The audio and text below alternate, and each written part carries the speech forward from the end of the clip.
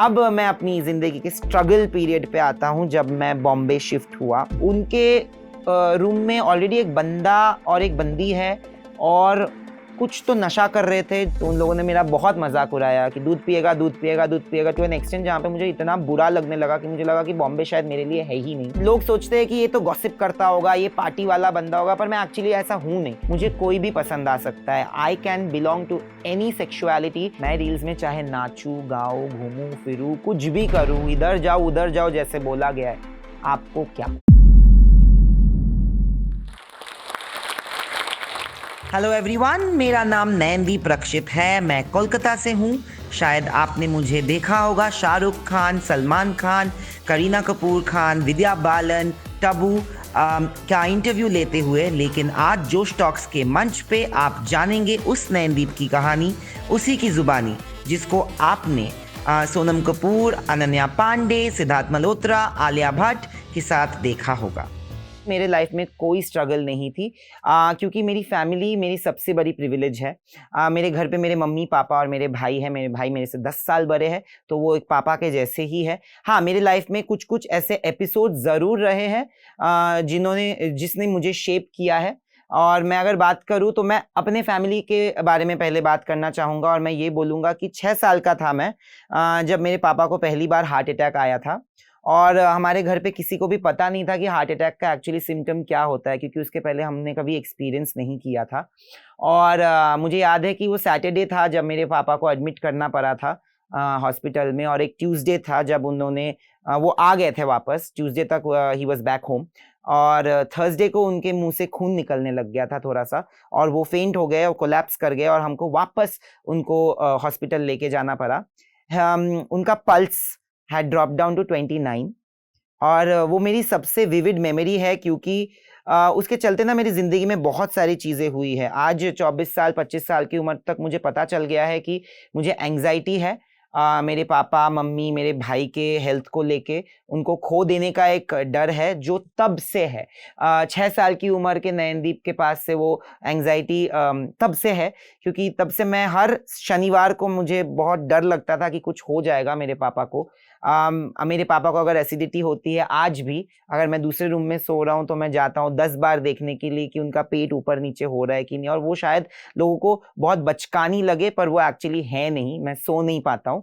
And उसी के चक्कर में, बिकॉज मेरे पापा तब स्मोक करते थे। मैंने उनको छुड़वा दिया है वो अब, पर तब वो स्मोक करते थे। ना मैंने कभी स्मोकिंग की है, ना मैंने कभी ड्रिंकिंग की है। एंड मैं जज नहीं करता मेरे आजू बाजू में जो ड्रिंक करते हैं या फिर स्मोक करते हैं, पर शायद आज मैं बोल पाऊंगा इस उम्र में आके कि उस एपिसोड के वजह से, उस एंग्जाइटी के वजह से शायद मैंने ज़िंदगी में वो चॉइसेस कभी अपनाए ही नहीं। अब चॉइसेस की बात करें तो मेरी फैमिली मेरी चॉइसेस में बहुत सपोर्ट कर चुकी है। और मैं बाकी लोगों के बहुत स्टोरीज सुनता हूँ। जब मैं कुछ स्टोरी देता हूँ कि मेरी मम्मी ने मुझे मैं जैसे हूँ वैसे एक्सेप्ट किया है। और मैं जब बोलता हूँ ये बातें तो मेरे को बहुत सारे स्टोरीज में कमेंट्स आते हैं कि काश हमारी फैमिली भी ऐसी एक्सेप्टिंग होती। मेरी ज़िंदगी का हम हर फैमिली का एक लव लैंग्वेज होता है। मेरी फैमिली का लव लैंग्वेज ही एक्सेप्टेंस है। तो उन्होंने मुझे हर तरीके से अपनाया है, कभी रोक टोक नहीं था, कुछ नहीं था। मैं बहुत अच्छा स्टूडेंट था actually, and this is a proof. मेरी स्कूल में भी जाओगे तो ये बोलेंगे मैं बहुत अच्छा साइंस स्टूडेंट था, फिर भी मैंने जर्नलिज्म ली।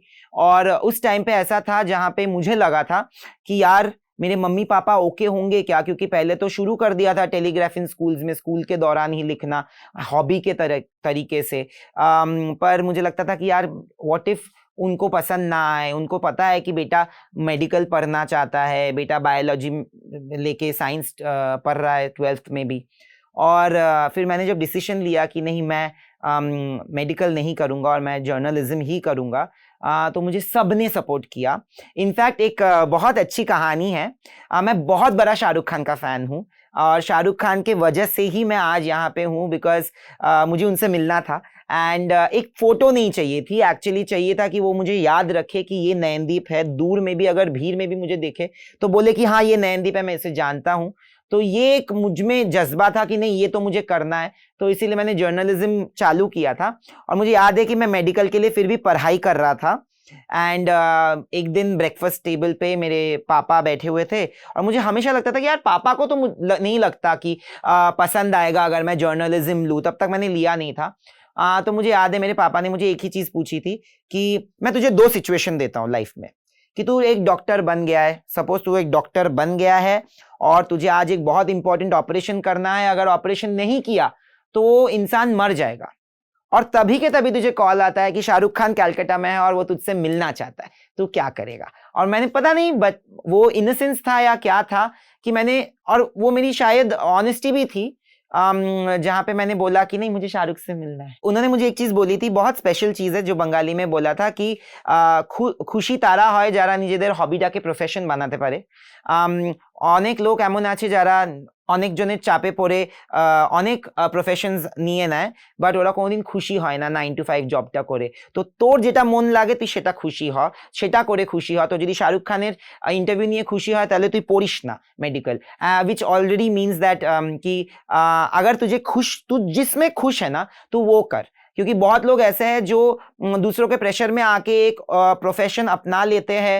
मेरे बहुत दोस्त हैं जो बहुत अच्छे वीडियो एडिटर्स हैं, तबला प्लेयर्स हैं, पर उन्होंने इंजीनियरिंग की है क्योंकि उनको अपने मम्मी पापा को एक प्रूफ करना था।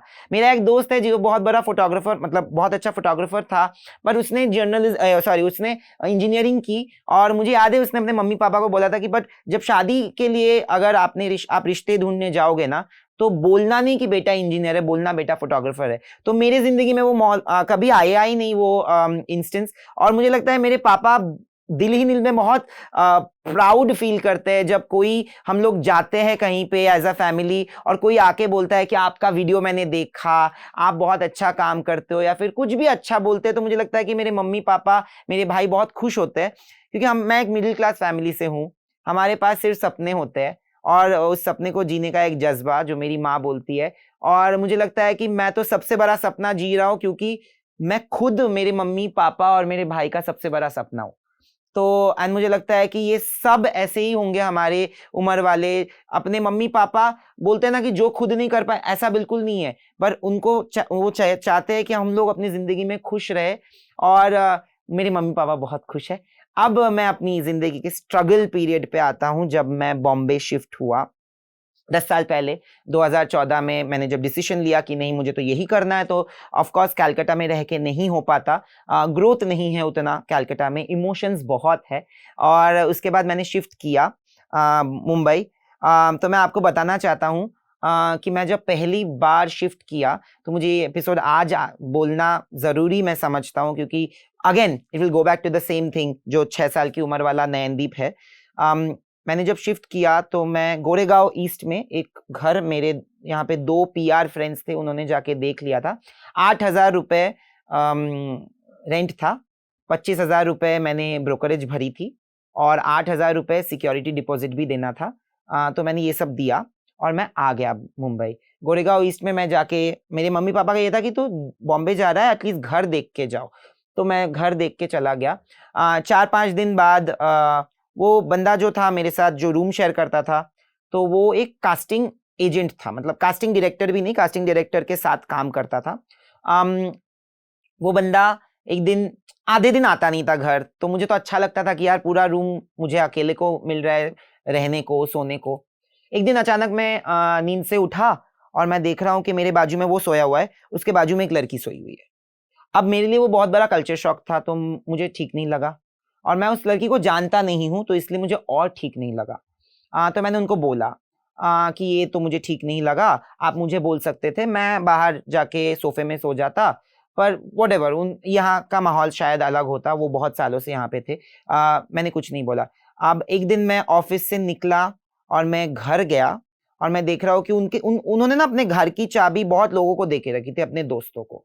और मैं देख रहा हूँ कि दूसरे वाले जो रूममेट है, जो घर गए हुए हैं, उनके रूम में ऑलरेडी एक बंदा और एक बंदी है, और कुछ तो नशा कर रहे थे, जो मतलब इतना मुझे डर लगने लग गया कि अगर बाई चांस इनको पकड़ा लोगों ने, तो मुझे भी साथ साथ पकड़ेंगे, जबकि मैं कुछ करता ही नहीं हूँ। और तब मेरे मुंबई में इतने दोस्त भी नहीं थे, इतने जान पहचान वाले लोग भी नहीं थे, तो मैंने सोचा कि ये तो शहर मेरे लिए नहीं है। फिर मैंने अपनी मम्मी को फ़ोन किया और मैंने बोला कि ये तो नहीं। मैं वहाँ से भाग गया नेक्स्ट डे। मेरा पूरा रेंट बर्बाद 15 दिन का, और मेरा सिक्योरिटी डिपॉजिट बर्बाद, सब कुछ, मेरे पैसे चले गए। उसके बाद मैं जाके अंधेरी ईस्ट में एक घर देखा और मैं लिटरली भागा हूँ। मुझे पता है बैग्स लेके मैं कैसे भी वो फ्लैट्स एंड फ्लैटमेट्स फेसबुक का जो ग्रुप है उसमें देख के मैंने बोला कि नहीं मुझे करना है, और मैं जाके वहाँ पे रुक गया। मुझे याद है वो दिन, बिकॉज पैसे भी नहीं होते थे, और ऐसा नहीं है कि फाइनेंशियल ट्रबल था, वो दिल में होता है कि आप खुद बनने आए हो यहाँ पे। तो अगर आप अपने मम्मी पापा को फोन करके बोलोगे कि पैसे नहीं है या फिर ये मुसीबत हो रही है, तो वो और ज्यादा मुसीबत में हो जाएंगे या फिर वो ज्यादा टेंशन में आ जाएंगे। और मेरे पापा कभी रोए नहीं है, पर मुझे याद है कि मैं एक बार बॉम्बे आके दूसरे ही दिन मेरे दोस्तों के साथ गया था। एक आयरिश हाउस था तब वो फन रिपब्लिक में, तो मैं पीता नहीं हूँ, तो उन लोगों ने मेरा बहुत मजाक उड़ाया कि दूध पिएगा दूध पिएगा दूध पिएगा, टू एन एक्सटेंट जहाँ पे मुझे इतना बुरा लगने लगा कि मुझे लगा कि बॉम्बे शायद मेरे लिए है ही नहीं। और मैंने अपने मम्मी और पापा को फोन करके बोला कि मैं वापस आ रहा हूँ, पर मैं मम्मी का दाद दूंगा। हर किसी की मम्मी थोड़ी इमोशनली वीक होती है, पापा बहुत स्ट्रांग होते हैं, मेरा उल्टा है। मेरे लिए मेरे पापा बहुत इमोशनली वीक हो जाते हैं, क्योंकि वो कभी मेरे को अपने से दूर नहीं रखते थे। मुझे याद है कि मेरे नेबर ने मुझे कॉल किया था बहुत साल बाद, मुझे बताया था कि मैंने कभी दीपूदा को, मेरे पापा को दीपूदा बोलते हैं, को उन्होंने कभी रोते हुए नहीं देखा। मैंने एक्चुअली अपने पापा को कभी रोते हुए देखा ही नहीं है, पर वो रो पड़े थे ये सोच के कि मैं कितने मुसीबत में हूँ। पर मेरी माँ ने मुझे बोला था तब कि ठीक है ना, बॉम्बे गया है ना पैसा खर्चा करके, 7 दिन एटलीस्ट बॉम्बे तो घूम ले, 7 दिन बाद अगर बॉम्बे अच्छा नहीं लगा वापस आ जाना, इसमें क्या है। वो 7 दिन और आज का दिन है, 10 साल होने वाले जुलाई में, और मैं यहीं पे हूँ। और अब मैं उनको किडनैप कर करके इधर लेके आता हूँ। बट यस, बहुत सारी चुनौती ऐसे थे मेरी जिंदगी में जो मुझे परसेप्शन रिलेटेड लगते हैं, कि मेरे बारे में एक परसेप्शन बिल्ड किया गया है, या फिर मैं जैसे हूं, मुझे लगता है कि जर्नलिस्ट का एक परसेप्शन है कि वो एकदम सीरियस होंगे, एकदम एक तरीके के होंगे। मैं बिल्कुल वैसा नहीं हूं। तो मुझे लगता है in the beginning of my career मुझे बिल्कुल सीरियसली नहीं लिया गया था। आज भी मुझे लगता है कि एक टाइम पे लगता है कि मुझे लोग फ्रिवोलस मानते हैं, जबकि मैं फ्रिवोलस हूं नहीं। मतलब लोग सोचते हैं कि ये तो गॉसिप करता होगा, ये पार्टी वाला बंदा होगा, पर मैं एक्चुअली ऐसा हूं नहीं। मेरा जो आउट एक्सटीरियर पर्सनालिटी है जो लोगों ने बनाई है, और जो मेरा एक्चुअल पर्सनालिटी है, वो बहुत डिफरेंट है। शायद इसीलिए मुझे जोश टॉक करना था, क्योंकि लोगों को मुझे बताना है कि मैं ऐसा हूं नहीं। और बहुत सारा टाइम ऐसा हुआ कि मैं जब पहले कंपनी में गया तो मेरी एडिटर बहुत अच्छी थी, मतलब इतनी अच्छी, she is my Mumbai mother. मैं हमेशा बोलता हूँ सरिता तंवर इज द रीजन जहाँ पे मैं पहुंच पाया हूँ। उनका बहुत बड़ा योगदान है मेरे फैमिली के साथ साथ, क्योंकि उन्होंने मुझे वो पुश दिया। पर ऐसा भी था माहौल जहाँ पे बहुत सीनियर लोग थे कंपनी में, और उनसे मुझे बात करनी पड़ती थी इंटरव्यूज करके। मैंने इंटरव्यूज कर लिए, वो इंटरव्यूज कभी उन तक पहुंची ही नहीं। और उनको पता भी नहीं था कि मैं क्या कर रहा हूँ। तो ऐसे भी पॉलिटिक्स मैंने झेले हैं जिंदगी में एट वन पॉइंट। बट ठीक है, मेरी एडिटर मेरे साथ थी, तो मेरे उतना प्रॉब्लम नहीं हुआ। फिर मैंने जिंदगी में याद रखूंगा ये चीज, मैं किसी का नाम नहीं ले रहा, बट एक टाइम ऐसा था जब मैं छुट्टी से वापस आया था। दिसंबर की छुट्टी थी और मैं वापस आया था, और उस दिसंबर की छुट्टी मैंने 7 महीने बाद एक छुट्टी ली थी। मैं हर साल 2 बार के लिए घर जाता था। और मुझे याद है कि उसी बीच मेरे एक और कलीग के फैमिली में कुछ इमरजेंसी सिचुएशन आ गया था, जिसके लिए उनको छुट्टी लेनी पड़ गई थी 3 दिन। तो मैं जब वापस आया तो जो हमारे तब के सीनियर थे, उनका गुस्सा मेरे पे आ गया, एंड गुस्से में उन्होंने ऐसी चीजें बोल दी कि मुझे नहीं फर्क पड़ता कि तुम्हारी माँ मर जाए, तुम्हारा बाप मर जाए, पर मुझे तो अपना काम करवाना है एंड ऑल दैट। मुझे बहुत गुस्सा आया था और मैंने चिल्ला दिया था, मतलब एक ऑफिस फुल ऑफ पीपल के सामने मैंने चिल्ला दिया था, क्योंकि देखिए आप मुझे पे करते हो, आप सैलरी मुझे देते हो, अगर मैं काम नहीं कर रहा तो आप मुझे बेशक बोलो, पर आप मेरे को ये मत बोलो कि आपकी माँ मर जाए, आपका बाप मर जाए एंड ऑल दैट। तो उन्होंने जस्टिफिकेशन ये दिया कि मैंने तो अपने माँ के बारे में भी यही बोला है। मैंने बोला पर आपके माँ के बारे में मैंने ये नहीं बोला, तो आप मेरी माँ के बारे में जरूर मत बोलिए। तो ये तब मैंने डिसाइड किया था कि मैं वहां पे काम नहीं करूंगा। और मेरी डिसीजंस ऐसे ही है, मतलब अगर मुझे किसी ने कभी डिसरिस्पेक्ट किया है, मेरी माँ हमेशा बोलती है पैसे सब कुछ नहीं होती, रिस्पेक्ट बहुत बड़ी चीज होती है। अगर किसी ने बेइज्जत कर दिया तो वो जगह तुम्हारे लिए नहीं है, वहां से निकल जाओ। और मैंने हमेशा वैसा ही किया है जिंदगी में। और मैं चाहूंगा कि अगर मेरे साथ भी कोई काम कर रहा है जिनको मैं रिस्पेक्ट नहीं दे रहा, तो वो बेशक मुझे छोड़ के चले जाए, because that is who I am and what I stand for. फिर उसके बाद मुझे जो परसेप्शन बिल्डिंग में प्रॉब्लम लगता है कि ये आज रील्स का जमाना है, मैं रील्स में नाचता हूँ, मैं रील्स में चाहे नाचूं, गाऊं, घूमूं फिरूं, कुछ भी करूं, इधर जाओ उधर जाओ जैसे बोला गया है, आपको क्या? मैं क्या काम ठीक से नहीं कर रहा? मेरा काम है आपके लिए कॉन्वर्सेशंस लाना। I am a talk show host, I am suppose to get you good conversations. अगर मुझे या मेरे कंपनी को प्रॉब्लम नहीं है मैं जो कर रहा हूँ, मुझे ये समझ में नहीं आता कि बाकी जो मीडिया वाले हैं या फिर जो कॉम्पिटिटर्स है या कुछ है उनको इतनी दिक्कत क्यों है, और क्या जो बाकी मीडिया वाले हैं उनको कुछ चीज का शौक नहीं? क्या जो गाना गाता है वो मीडिया वाला बन नहीं सकता? क्या एक मीडिया वाला खाना पका नहीं सकता? क्या एक मीडिया वाला नाच नहीं सकता? क्या एक मीडिया वाला अपनी माँ का बेटा नहीं है?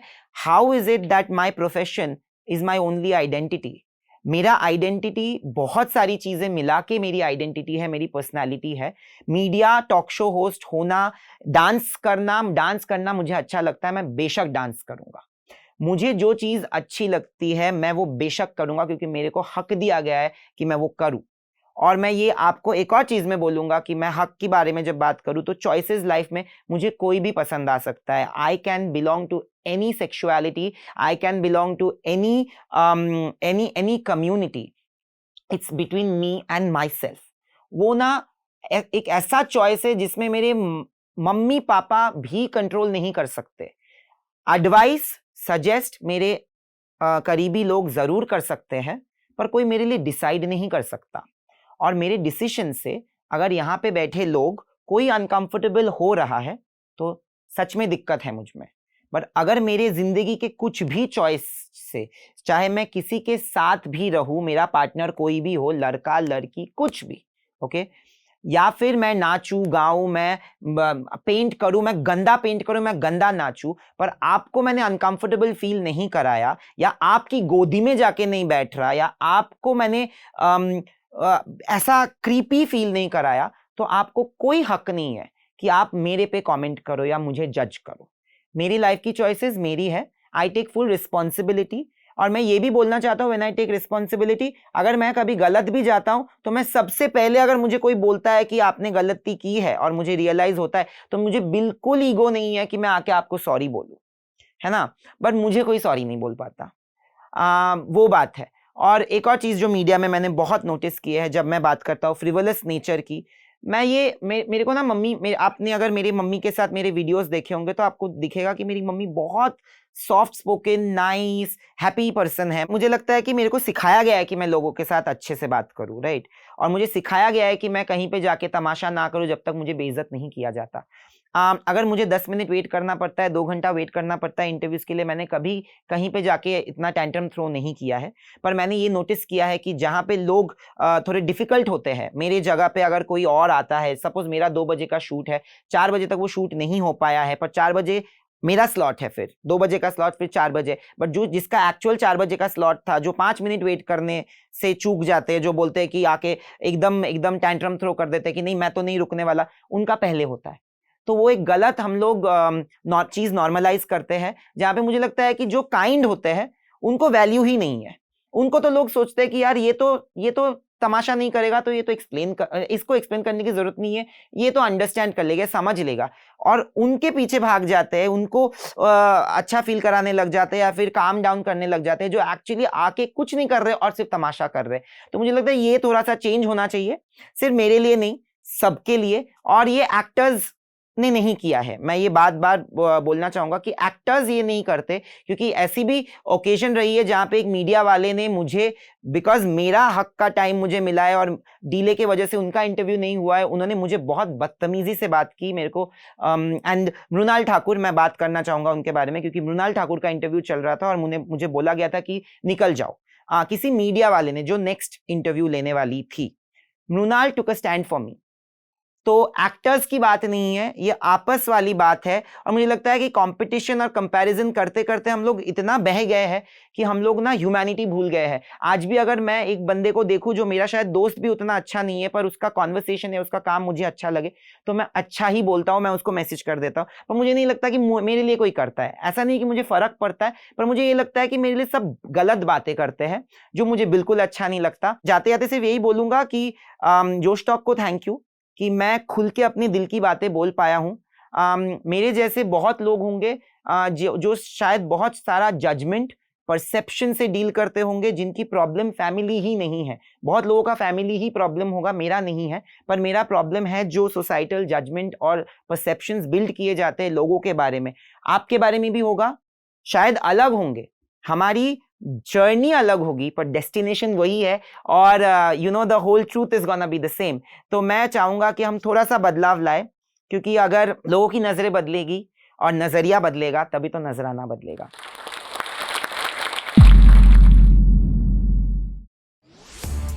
इस वीडियो के बारे में अपनी राय नीचे कमेंट सेक्शन में हमें बताएं और अपने दोस्तों के साथ ये वीडियो शेयर करना ना भूलें।